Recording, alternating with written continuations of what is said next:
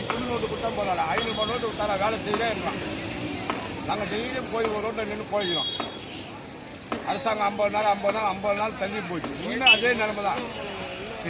அதே நோட்டை வந்து 1000 நோட்டை அடித்து அதுவே ஏடிஎம்ல போட்டுக்கிறாங்க அவங்க. அது ஒரு மிஷின் ரெடி பண்ணி எப்போ மிஷின் ரெடி பண்ணி 6 மாதம் ஆகும். இதே தான் நிலைமை உண்டாகுது. 6 மாதம் கூலிக்காரன் பாதிப்பட்டு தான் இருப்பான். கடைசியும் பணக்காரன் ஃபுல்லாக பணம் வச்சு தான் இருப்பான்.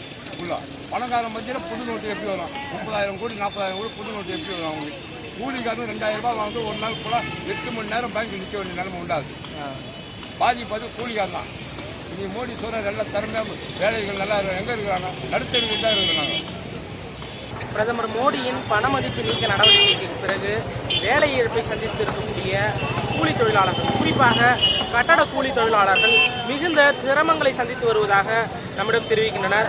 அவர்களிடம் கேட்கலாம், நீங்கள் எந்த மாதிரியான பிரச்சனைகளை ஃபேஸ் பண்ணிட்டு இருக்கீங்க?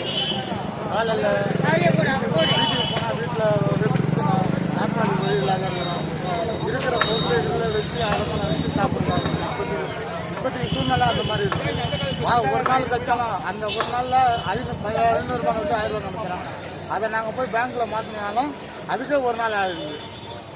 உங்களுக்கு எத்தனை நாள் வேலை இல்லாமல் நீங்கள் இந்த மாதிரி சிரமத்துக்கு இந்த 2 மாதத்துக்கு மேலே ஒரு நாள் கூட போனதே கிடையாது. அப்படியும் போனாலும் 2000 ரூபாய் நோட்டு தராங்க. அந்த 2000 ரூபாய் நோட்டுக்கு சில்லறை மாற்றவும் முடியல.